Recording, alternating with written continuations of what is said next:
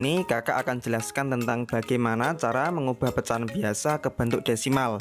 Nah, untuk mengubah pecahan biasa ke bentuk desimal, kita bisa lakukan dengan dua cara. Cara yang pertama yaitu dengan mengubah dulu penyebutnya menjadi kelipatan 10.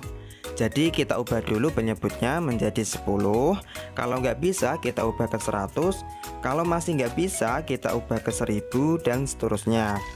Kemudian cara yang kedua yaitu dengan pembagian bersusun atau pembagian porogapit. Oke, sebagai contoh misalnya berapakah bentuk desimal dari 2/5? Kalau kita pakai cara yang pertama, maka penyebutnya ini kita ubah dulu menjadi kelipatan 10. Di sini penyebutnya kan 5 nih. Kira-kira bisa nggak kita ubah ke 10? Bisa kan? Yaitu kita kalikan 2. 5 dikali 2 sama dengan 10. Nah, untuk pembilangnya juga kita kalikan 2. 2 dikali 2 sama dengan 4. Nah, sekarang jadi 4/10. Karena per 10, maka jawabannya pasti ada satu angka di belakang koma. Berarti 4/10 bentuk desimalnya adalah 0,4. Oke, untuk cara yang pertama ini kakak udah buatkan video pembahasan lengkapnya. Link videonya udah kakak taruh dalam deskripsi video ini. Untuk video kali ini kakak akan lebih fokus pada cara yang kedua, yaitu dengan pembagian bersusun atau pembagian porogapit. Oke, sekarang kita coba pakai cara yang kedua. 2/5. 2/5 itu sama dengan 2 dibagi 5. 2 dibagi 5 itu bisa nggak? Gak bisa kan? Karena 2 itu lebih kecil dari 5. Nah, karena gak bisa, maka kita tambahkan 0.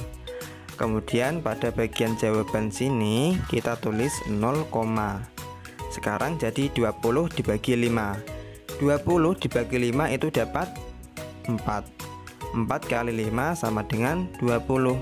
20 dikurangi 20 sama dengan 0. Habis.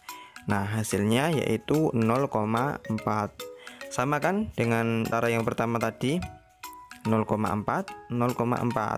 Sama. Oke, kita coba contoh soal yang lain. Misalnya 3/4. Nah, 3/4 itu kan sama aja 3 dibagi 4. Nah, 3 dibagi 4 itu bisa nggak? Nggak bisa kan?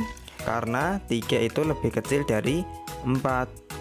Karena nggak bisa, maka kita tambahkan 0. Dan di bagian jawaban sini kita kasih 0, nah, sekarang jadi 30 dibagi 4. Kita cari nih 4 dikali berapa yang hasilnya itu 30 atau mendekati 30. Ayo, kira-kira 4 dikali berapa? Dikali 7, ya kan? Karena 4 kali 7 sama dengan 28. Kalau kita kalikan 8, hasilnya nanti 32 kebanyakan, maka nggak boleh. Berarti yang paling mendekati yaitu 4 kali 7. Nah, 30 dibagi 4 dapat 7. 7 dikali 4 sama dengan 28. Sekarang kita kurangkan, 30 dikurangi 28 sama dengan 2. 2 dibagi 4 kan nggak bisa nih, maka kita kasih 0 lagi. Jadinya 20 dibagi 4. 20 dibagi 4 sama dengan 5. 5 dikali 4 sama dengan 20. Kita kurangin, 20 dikurangi 20 sama dengan 0. Habis. Jadi hasilnya yaitu 0,75. Oke, kakak kasih contoh satu lagi biar adik-adik lebih paham. Misalnya kakak ada contoh soal yaitu 2/3. 2/3 itu sama dengan 2 dibagi 3. 2 dibagi 3 bisa nggak? Nggak bisa kan? Karena 2 itu lebih kecil dari 3. Karena nggak bisa, maka kita tambahkan 0. Dan pada bagian jawaban sini kita tulis 0, nah, sekarang jadi 20 dibagi 3.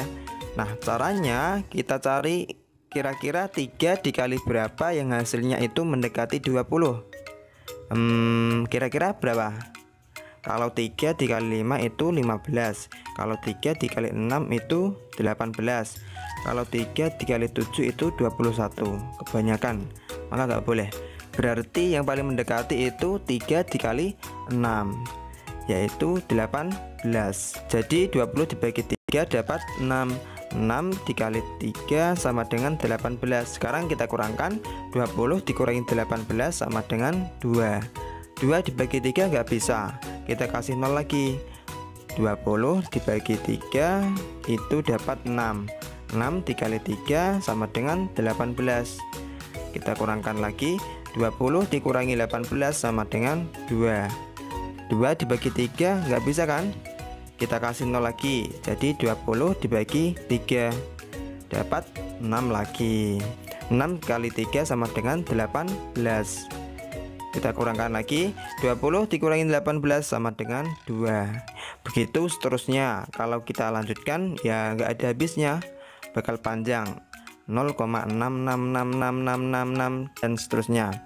Nah, jadi kita cukupkan dua angka saja di belakang koma. Caranya yaitu dengan kita bulatkan 0,666, kalau kita bulatkan jadi 0,67. Jadi bentuk desimal dari 2/3 adalah 0,67. Nah, itu tadi cara mengubah pecahan biasa ke bentuk desimal menggunakan pembagian bersusun atau pembagian Prokabit. Di sini kakak punya dua latihan soal buat adik-adik. Pertama yaitu 1/4 dan yang kedua yaitu 5/6. Coba adik-adik ubah pecahan tersebut ke bentuk desimal dan tuliskan jawabannya pada kolom komentar di bawah. Oke, sampai sini dulu. Semoga video kali ini bermanfaat. Jika kalian suka silahkan klik like dan share ke teman-teman yang lain, dan jangan lupa klik subscribe serta aktifkan juga lonceng notifikasinya agar adik-adik semua mendapatkan pemberitahuan setiap kali ada video pembelajaran terbaru. Oke, kurang lebihnya kakak mohon maaf dan sampai jumpa di video-video selanjutnya. Bye.